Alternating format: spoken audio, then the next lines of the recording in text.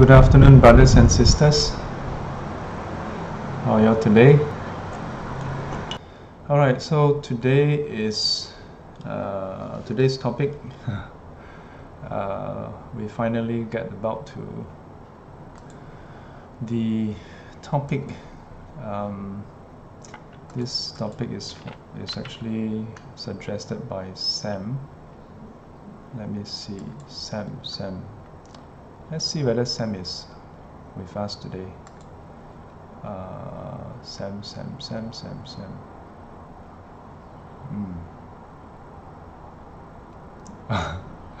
And this is the funny thing. Oftentimes the students who ask for certain topics, when we cover the topic, they will not turn up. And sure enough,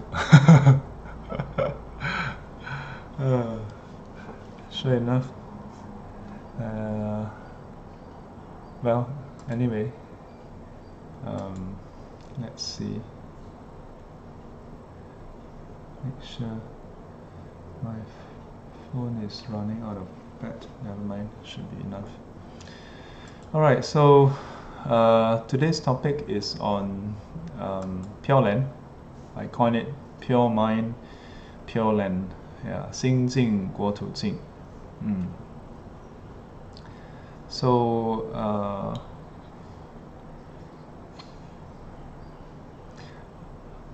Pureland teaching is found predominantly in the Mahayana tradition. Yeah. So there are different questions that is being brought up. Last week I touched on one of them. The one question is, where is Pureland? Pureland. So I touched on that. And I mentioned about the Pure Amitabha Sutra, where I described that as in the western direction. So I posed the question of what does west mean?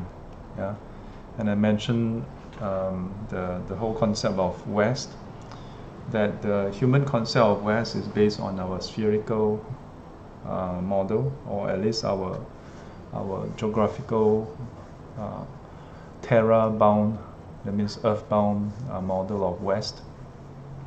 That if we are very near to the, like anywhere along the on the globe, as long as we are not in the exact north or south pole, west would actually go around the what do you call this? The diameter. Yeah, this is the longitude. I think it's the longitude or latitude. Yeah, basically go around the equator. Yeah, in this direction, and then north would always point up. Yeah, but if you notice that if we take the tangential, yeah, if you are like Singapore, we are near to the equator, and if you are standing up, then effectively you are actually something like that. So if you are facing north, yeah, east and west, so by right, west would be tangential to it. Yeah. So are we referring to the tangential west? If not, then west can be anything. Yeah. But even if you talk about the tangential west, should it be with respect to India or what? And since today we know that the earth is rotating, so at which point is the west? Or is it that you just take earth with respect to the sun, but since it's moving around, so where's the exact west? Yeah. So last week I mentioned about some of these difficulties when you want to pin down an exact definition of what it means by west. A bit tricky. Then I touched on how if you were to practice and then connect with the teachings, connect with the Dharma, then you see that everything is reminding you of the Dharma. Everything is actually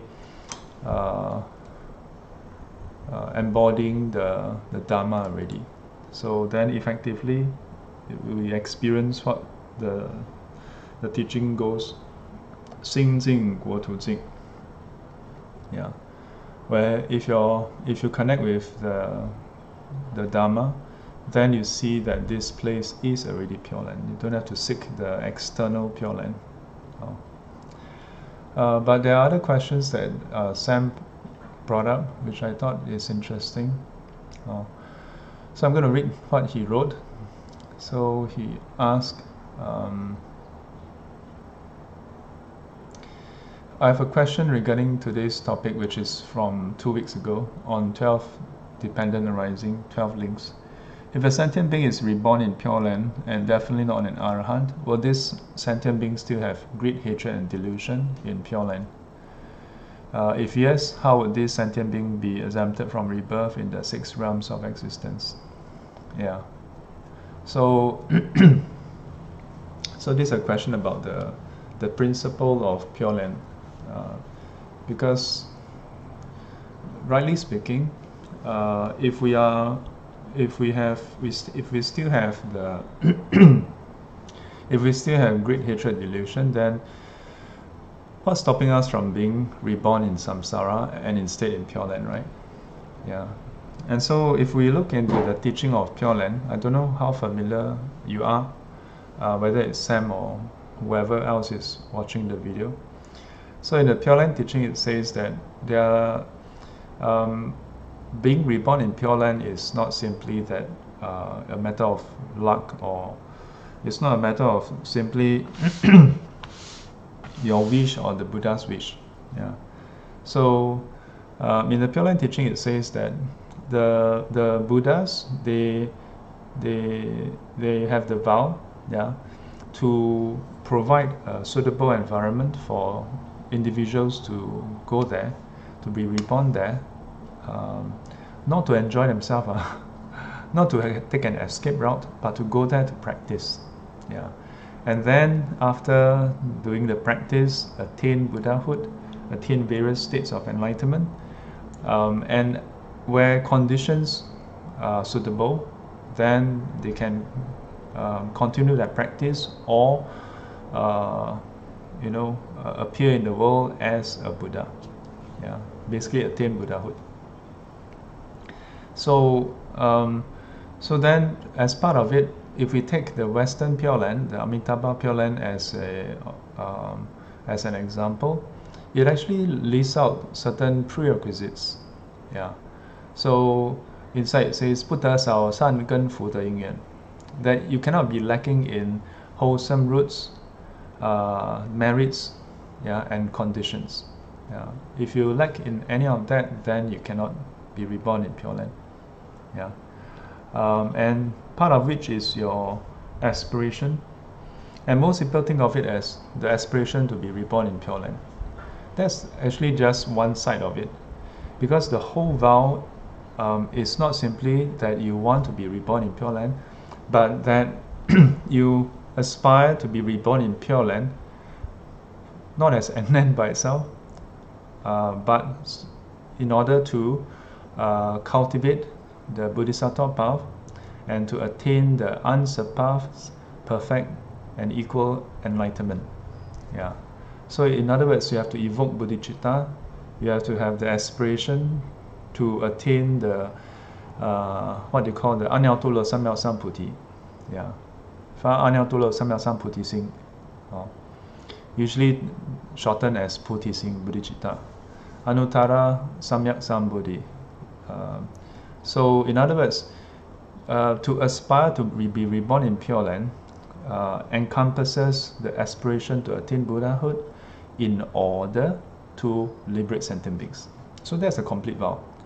But most people just look at the front part, or aspire to be reborn in Pure Land. In a way, it's like saying, I aspire to go to NIE, to go to NTU NIE.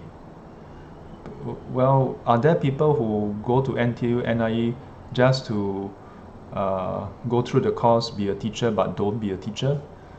I don't know. Yeah, maybe there are. Yeah, but then that would be kind of a self-serving attitude, isn't it? Like you go and train to be a teacher, but don't want to be a teacher. Yeah, yeah. Like person take a medical degree but don't want to be a doctor. Kind of like, yeah. Maybe there are, I don't know. Maybe in our secular case, there are people who go for NIE training, go through the whole course, and if they are in bond, even break bond, pay for it, just don't want to be a teacher, but go for teacher training. Maybe there are those who go and study in a medical course. It's pretty tough to get into medicine, but they go through the 5 years, and then go through the house. Is it called houseman? No. What do you call that? What is a term that they use? That means they are trainee doctors. Yeah. Are there people who actually go through that whole trouble but actually don't want to be a doctor? Maybe, I don't know. Yeah, I don't say that there's absolutely no. But in the case of the Bodhisattva path, if a person have this kind of thought, I just want to go to Pureland but don't want to liberate sentient beings, don't want to attain Buddhahood to liberate sentient beings, then we would say that the aspiration is impure and wouldn't have enough merit, so to speak, to result in a rebirth in Pureland. Yeah, that means that the aspiration is tainted. Oh. So it is said that by the power of this aspiration, this strong aspiration, great aspiration, plus the Buddha's aspiration, and then plus conditions at the time of rebirth, then the person may take rebirth in Pureland. And rebirth in Pureland then depend on the different qualities that the person currently have. Yeah, and depending on the quality, there are 9 main grades of categories. Yeah, 九品往生. So there are those who are 大业往生, and there are those who have already become liberated to different degrees, up to even various stages of Buddhahood, or no, not Buddhahood, Bodhisattvahood, or even Pachika Buddha, or even Arahanthood, or Anagami, Sakadagami, or even Sotapanna. Yeah, they will arise there and then continue that practice until, when we say that they're Arahant and then they take rebirth, it's kind of like conflicting. Yeah. But in the Sutta it says that. And it, yes, thank you, Wei-Fen, housemanship. Yes, housemanship. Yeah. So it's more that they have already reached a state where their wisdom is equivalent to an Arahant, and then instead of entering Paranibbana, they evoke the Bodhicitta, so they are reborn in Pureland. Oh. So will this sentient being still have greed, hatred, and delusion? For that matter, yes. As long as you are not fully enlightened, you are not Arahant yet, you would still have greed, hatred, and delusion. Yeah. So there's always this question of, is Pureland part of samsara? Yeah. Is Pureland part of samsara? I would say that there are many masters who look at this. There are some masters who say that no, it's out of samsara, but there are some who say that is equivalent to, like, how do I put it? For example, if you look at there are 2 other instances, like for example in the Tushita heaven. Yeah. In the Tushita heaven, it is said that all the bodhisattvas would be all the Buddhas to be, potential Buddhas to be, will take the rebirth there, and then when conditions are right, they will take rebirth as a human and arise as a Buddha. Yeah. So in that realm, is technically still in samsara. Yeah, but in that area, there is no 3 lower realms. Yeah, there's no 3 lower realms. So does that count as samsara?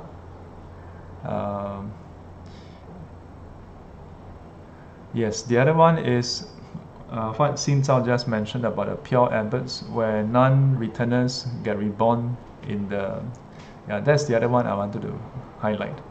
In the Theravadan tradition, there's this teaching on how third stage anagami, they get reborn in the what they call the 5 pure abbot, 五境居天. Yeah. So in that state, they live in so-called perpetuity until they enter parinibbana. Yeah. So, and while they are there, they don't experience our usual form of suffering. Yeah. They are already third stage arahant. So, or rather, third stage anagami. Yeah. So there's also that similarity between the definition of Pure Land and the pure abbot. So then, but still the question is, how can they be exempted from the 6 realms of existence, right? So in the Mahana teachings, or if you just look at how we are reborn, it's not by chance. Yeah, it's due to karmic imprints arising. So if even though we have karmic imprints, but if they don't trigger, then we cannot be reborn. No? So as far as the Pure Land rebirth is concerned, it's basically based on this, that if your vow, your aspiration imprint is strong enough, then that actually get triggered instead of your 6 realms imprints. Yeah, it doesn't mean that the 6 realms, the default seeds are just gone. It's still there, and hence 带业往生. That means you bring along all your karmic imprint, the good, the bad, the ugly, and then get reborn there. Yeah, and the specific mechanism is basically that provided at the point of death, your mind connects strongly, solely to your bodhicitta aspiration. Yeah, then you take rebirth in Pure Land, but your seeds are dormant. Just as there are some other teachings that talk about how, like now we are reborn as human beings, right? Does it mean we don't have seeds for lower realms? No, we do have. Yeah. Even those who have committed avicii karma, yeah, the 5 heinous deeds, they have committed, right? So they have seeds, but they don't immediately die and then get reborn in hell. Correct or not? Only when they die, when there are suitable conditions, it ripen, then they get reborn there. It is not that you have seeds, you immediately go there, right? Otherwise, you see a lot of bad people just vanishing into thin air. Yeah. So this mechanism actually doesn't go against the classical teachings. It just means that whatever seeds we have, they need to have the kindling conditions, the trigger conditions. Yeah, they need the default state of mind to trigger them. Yeah, so as long as the default states are not active, then they don't get triggered. This is also why the first stage, second stage, and third stage don't get reborn in the 3 lower realms. Doesn't mean that they don't have those seeds anymore. They had those seeds. It's just that once you reach the first stage onwards, you don't connect with the 3 lower realms to that degree that trigger the past seeds from ripening. You know. So Sam came online. So Sam, your previous question about like how is it possible that a sentient being can still be reborn, in Pure Land despite having greed, hatred, and delusion. So I just explained the two parts. One is the presence of the seeds. That it is possible to have seeds for certain realms, but not be reborn there. Hello Sam. Glad to see you come online, because last time in SGC, the students who propose certain topics end up not coming for the class. So back to this. First thing is the seeds. As mentioned earlier, just because we are reborn as human being doesn't mean that we don't have seeds of the lower realms already. It just means that while we have those seeds in the immediate previous past life, the seeds for human rebirth were more active. They were triggered, and we connected with our wholesomeness in the past, so those were triggered, and we get reborn as human. And so if in this life we end up, although born as a human, but we act in very unwholesome ways, then those unwholesome seeds become more and more active. And if it crosses a certain threshold, when we die, then those unwholesome seeds would have a higher chance of ripening. And if it ripens, then we get reborn in lower realms.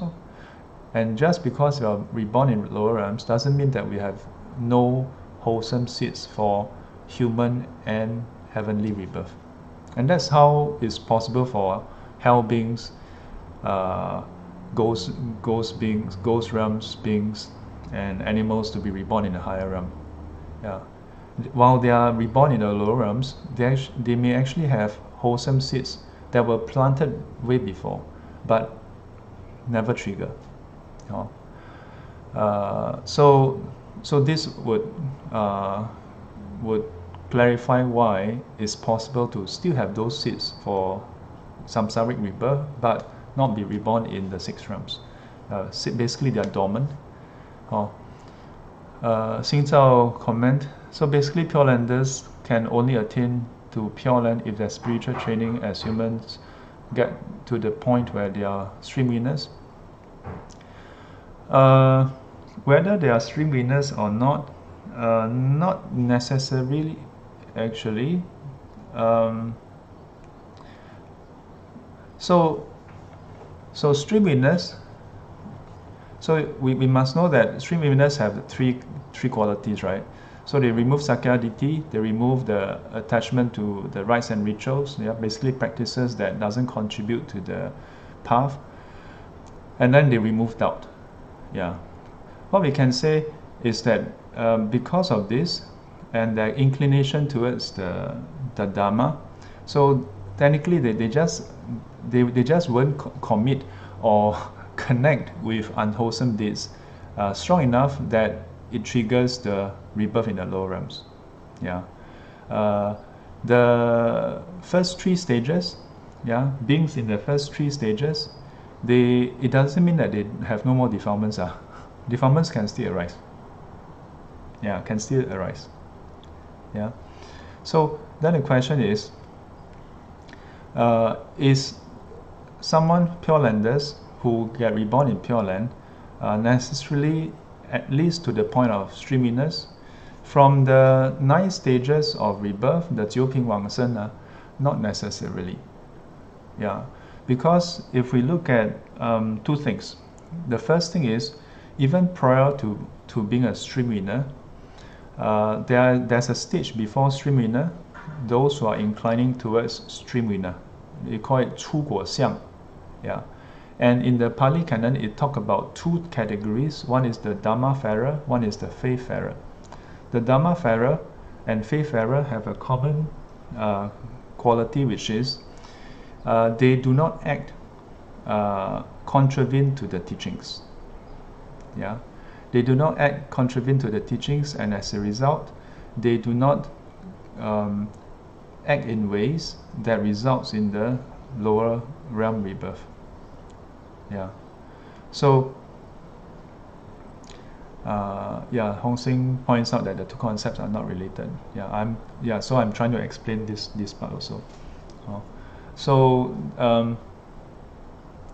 the Dharma fairer and faith fairer has these qualities, but they differ in the sense that the Dharma fairer reached this point of conviction in the teachings through understanding. Because they learn the Dharma, they understand the Dharma, and because of their understanding, they stop acting in ways that connect with the lower realms.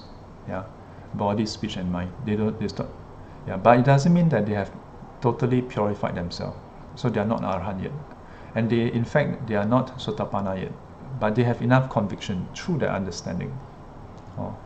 And because of that, they will stop acting in the harmful ways, and they will also put in strenuous effort and progress towards Sotapanna in due time. The faithfarer is similar, except that their conviction comes from faith. That's why faithfarer, not through understanding. But because of that faith, they are able to have enough faith, or rather, if a person has enough faith to the point where it changes their behavior.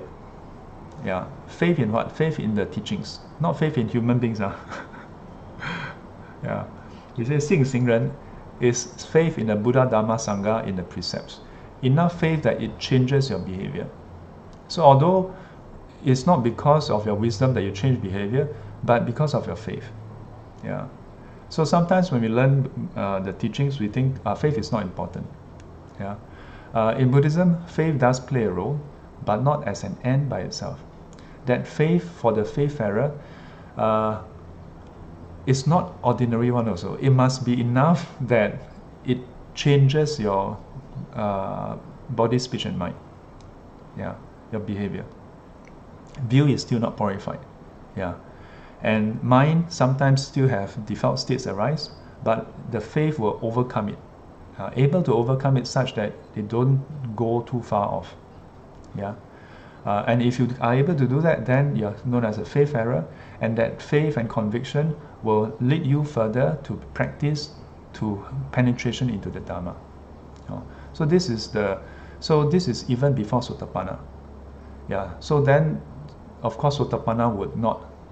And based on this, right, it also implies that you don't need to be a Sotapanna to not be reborn in the lower realms.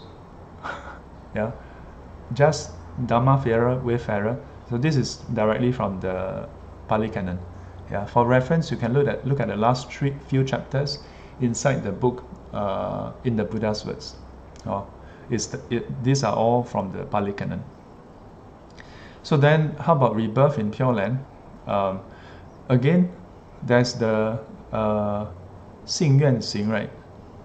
So there's also the element of faith. But many people think that it's an end by itself. No, cannot.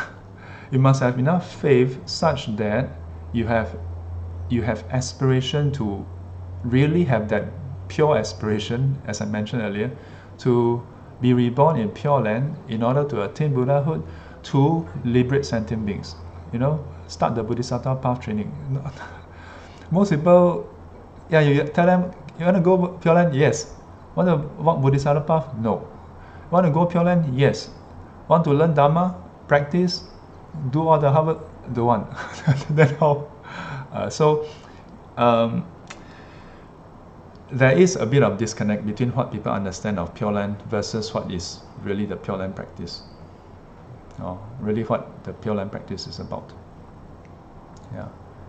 So if a person can fulfill all those conditions, this is the fine print, then yes, you can be reborn in Pure Land while the defilements are still within, but it's just that it's dormant.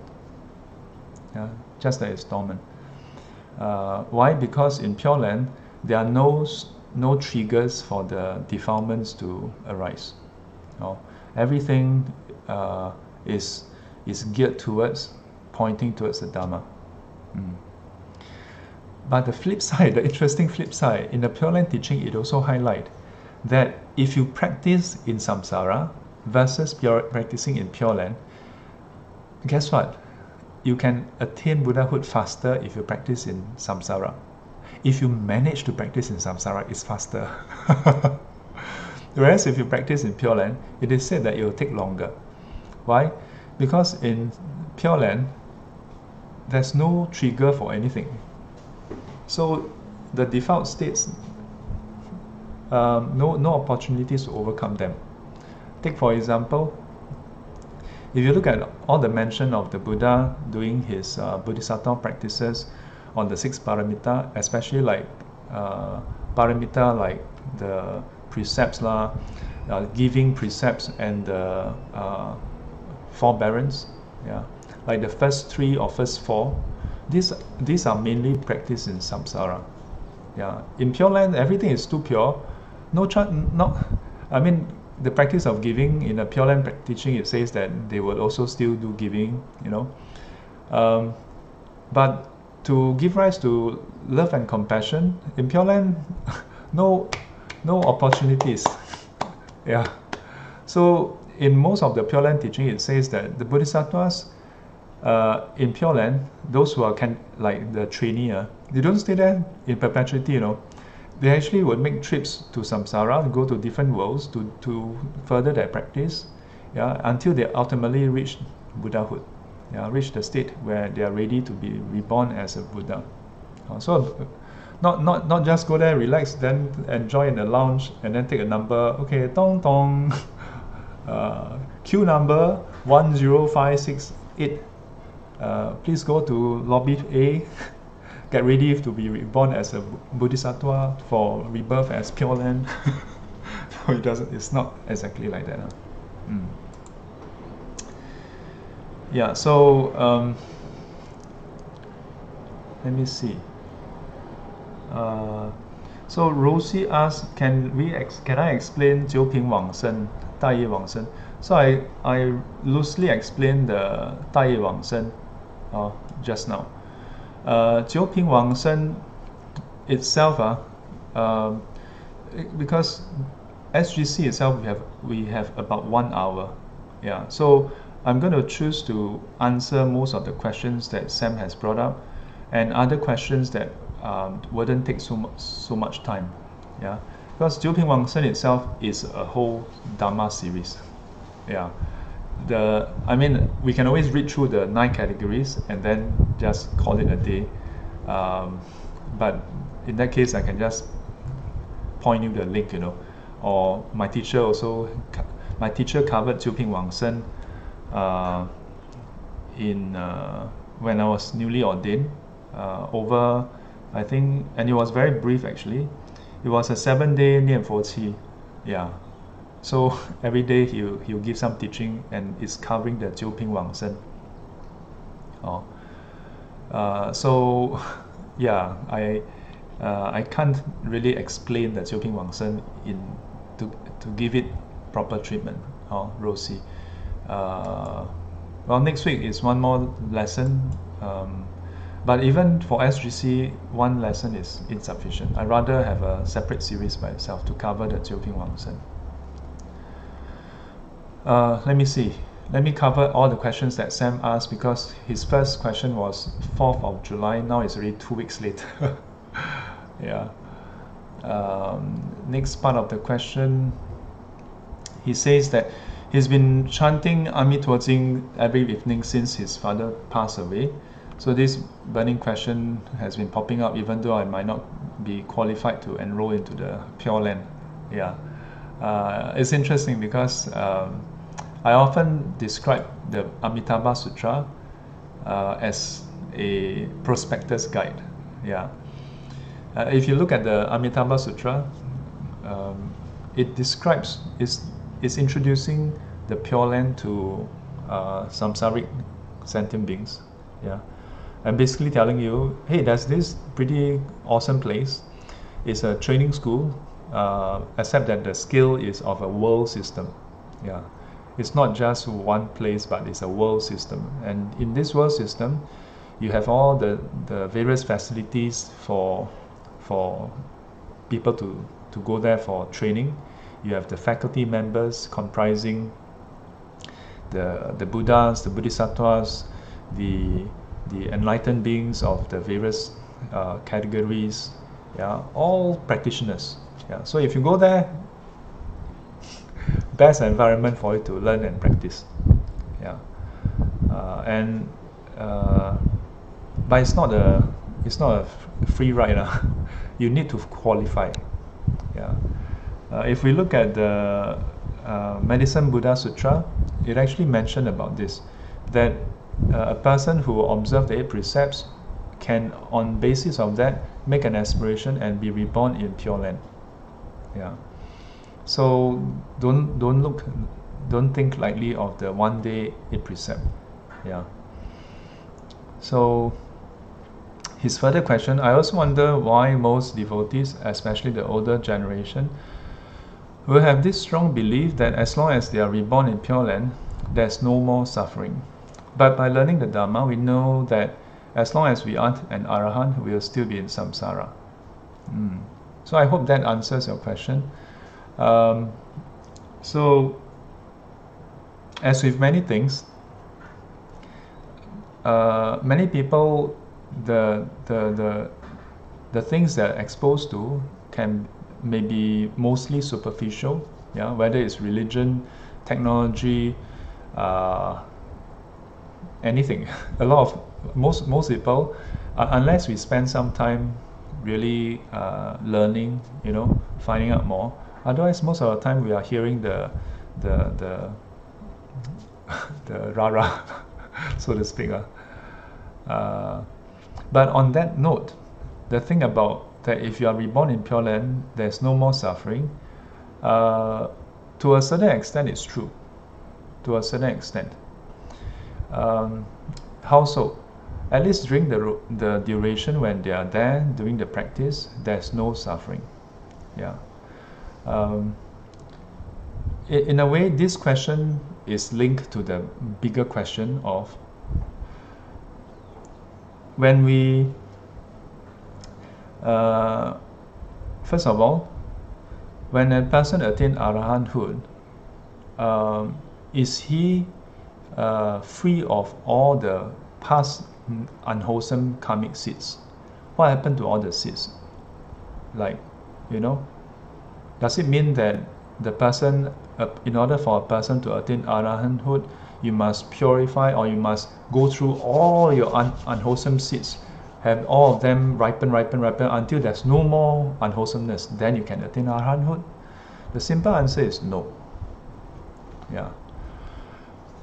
The simple answer is no. It doesn't mean that a person have to experience all the unwholesome seeds then attain arahanthood. In fact, in the Buddha's time, there were cases of there were a few cases of the arahants where their unwholesome seeds that were due to ripen actually still ripen. But does it mean that the past ones there's basically no more? Not true. Yeah, not true. So how are they able to not be reborn? Yeah, is that their seeds are still there, but they don't connect anymore. Yeah, this is a very important fundamental mechanism. Yeah, the seeds are still there, they just don't connect with them, so it doesn't ripen. So then does it mean that it's like a getaway, getaway scot-free? I like what my teacher teacher bring across. He explained, for sentient beings, we are always very concerned about the suffering of our actions. That means the fruits of our actions, we don't want to face them. We are afraid of facing them. Yeah. So we look at Buddhism, we look at the Dharma as a way for us to escape from that. Yeah. And in a way, it does talk about an escape, right? Escape from suffering.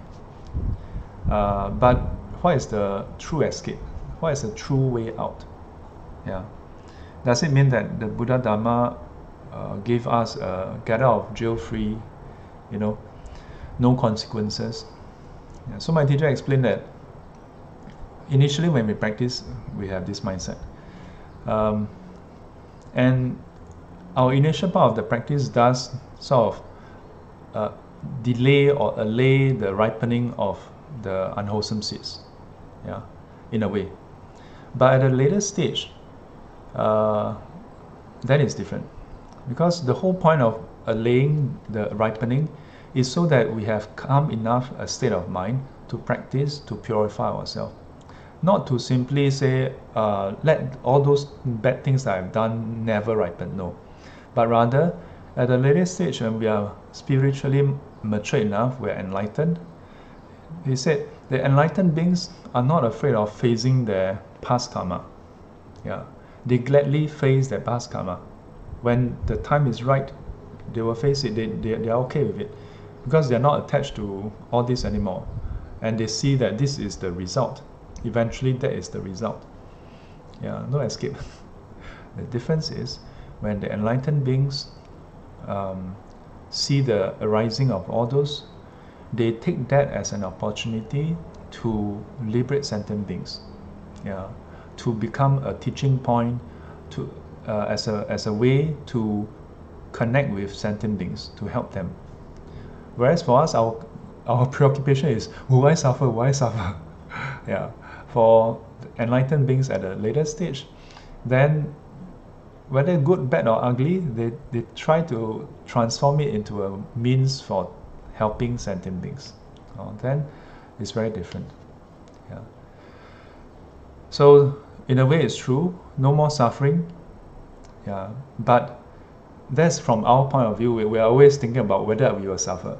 The enlightened beings at that point, when they reach the higher stage of enlightenment already, then they use the ripening of the seeds as a way to get in touch with sentient beings. Otherwise, no conditions, cannot meet sentient beings. Yeah. So I hope that answers that part of the question.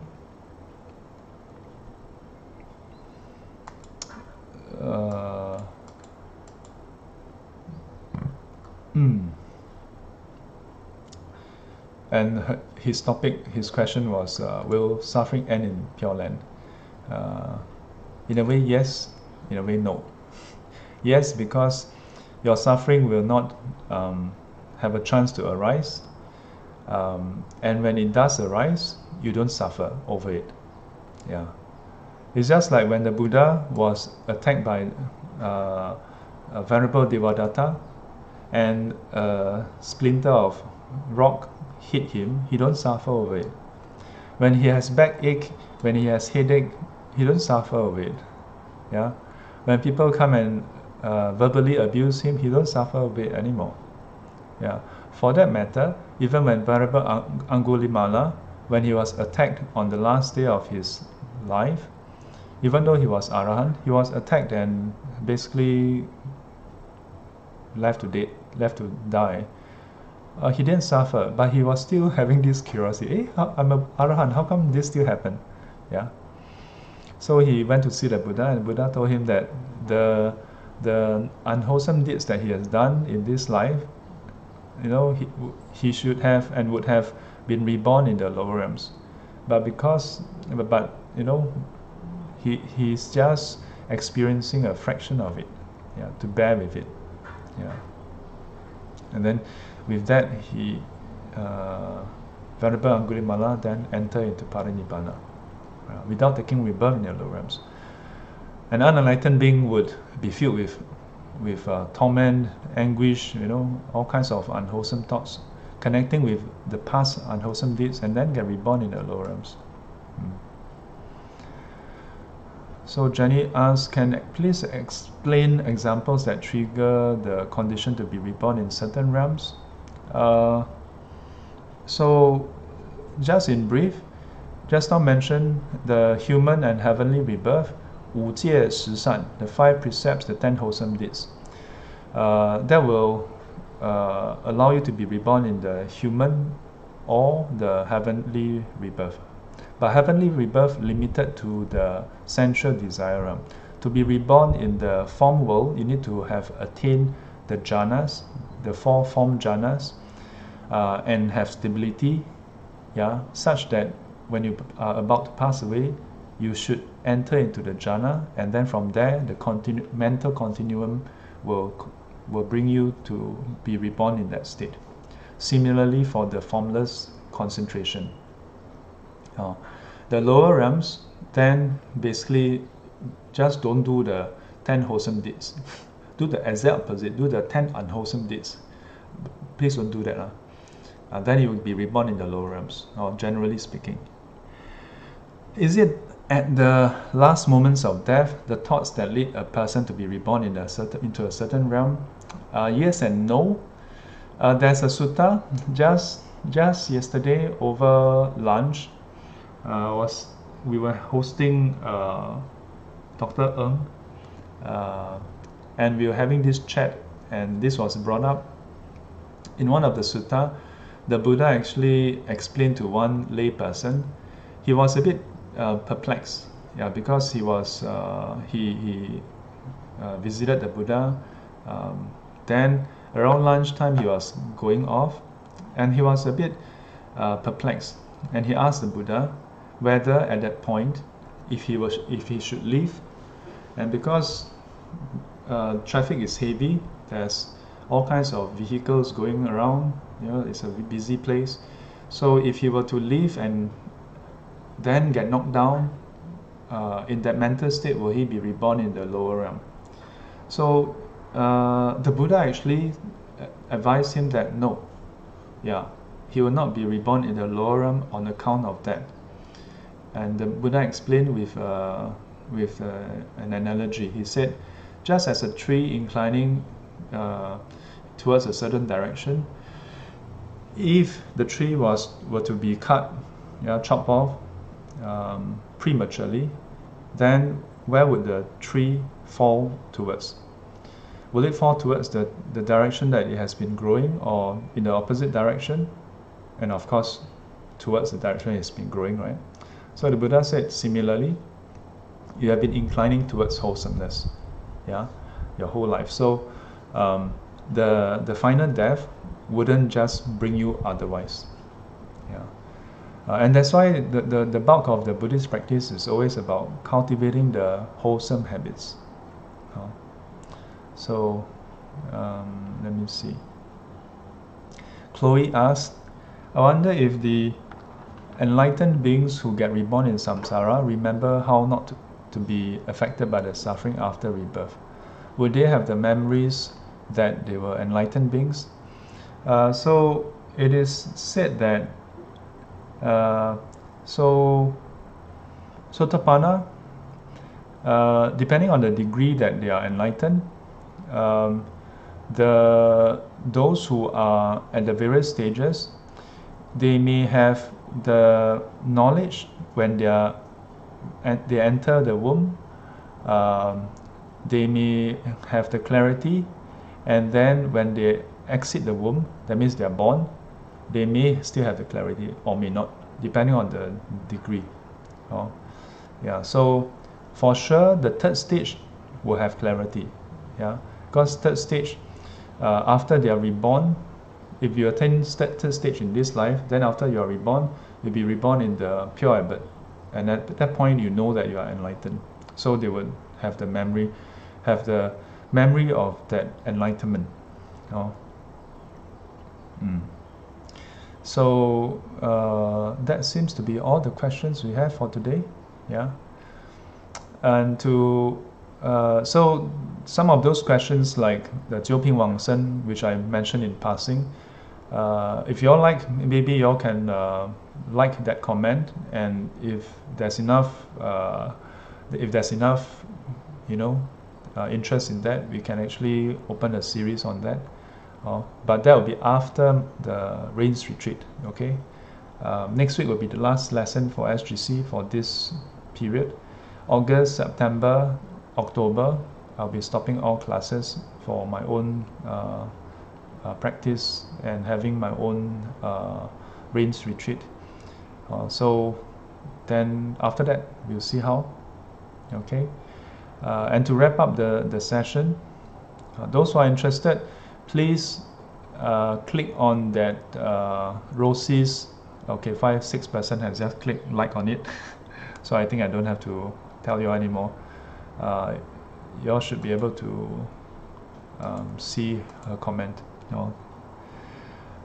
To wrap up today's session,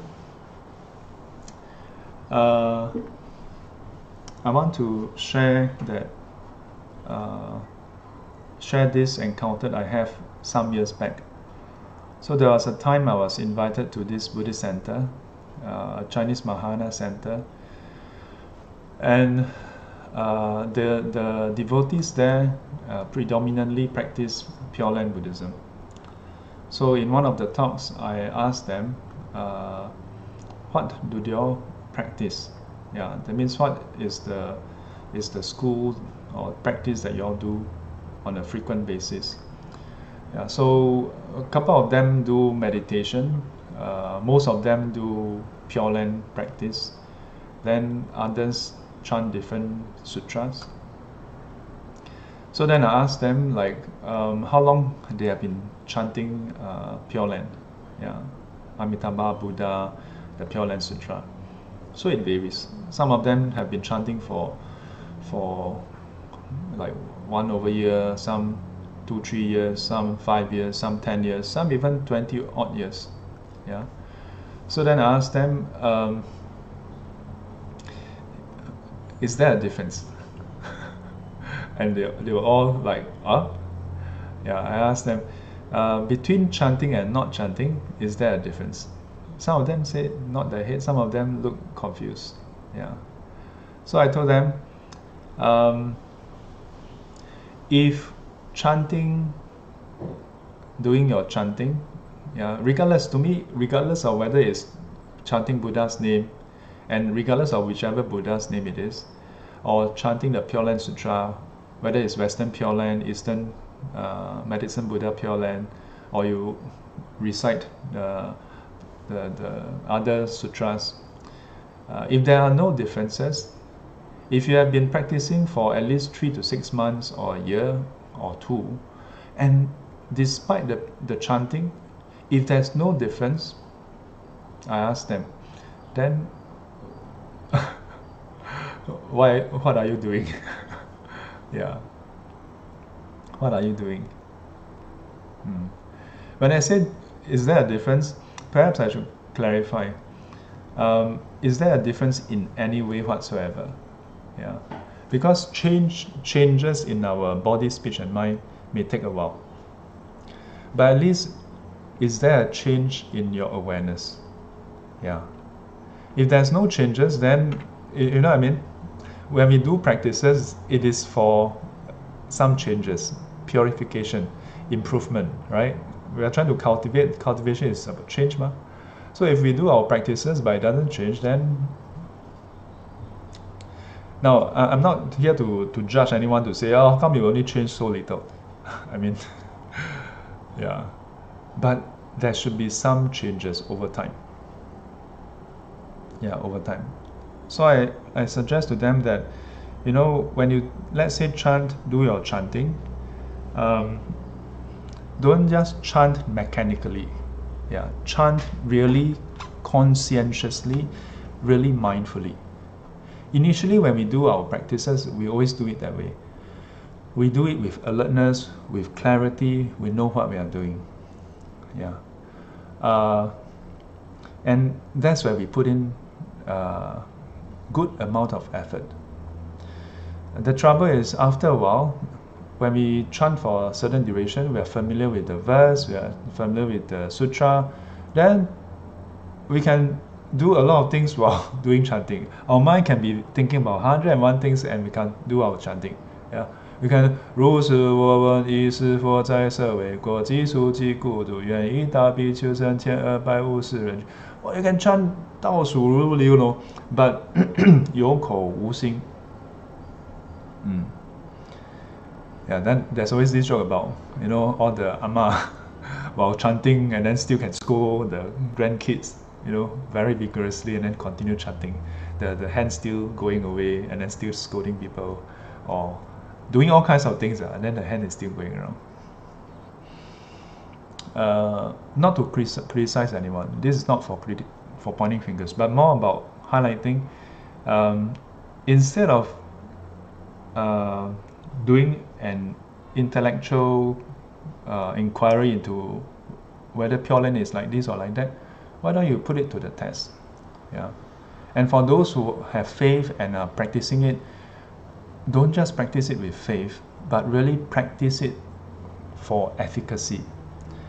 So what do we mean by that? It means while you are doing your chanting, use it to hone your awareness and mindfulness. When we chant the Buddha's name, our mind, our body and speech is supposed to be connected with the Buddha's name, such that the moment there's any stray thoughts, we are aware. And if you practice in this way, how different is this from Satipatthana? Isn't it? And then at the later stage, the recitation, because whenever we recite the Buddha's name, the name itself is linked to qualities. Yeah. Then it is Buddha Nusati. Just by reciting the name, you are recollecting the whole of the Buddha's qualities. Then it becomes recollection of the qualities of the Buddha. Except that you don't chant Iti Piso Bhagava Araham Samma Sambuddha. And even when you chant that, if you just chant as a protective verse, you're shortchanging yourself. You're supposed to recollect those qualities. And from those qualities, then there's two parts, the practice and the results. So you're imbuing yourself with wholesomeness. But not just that. At the later stage, then, when you recollect these qualities, you're making aspiration. And not just that. Then you're recollecting, you're observing how, or you're reflecting on how these qualities are not innate. These qualities are empty in nature also. That they arise because of the practice. Condition, results. Condition, results. So the qualities are also dependent arising, is empty in nature. Then in this way you connect with the ultimate reality, emptiness. Then from the early stage of just words, name, towards the qualities, towards the Dharma, the principle, ultimate reality. Yeah. Then chanting Buddha's name, that's why they say chanting Buddha's name encompasses all the practices. But not if you just chant 有口无心. Yeah. But not easy. Not easy. So if you can do that, gradually over time, your body, speech and mind will transform.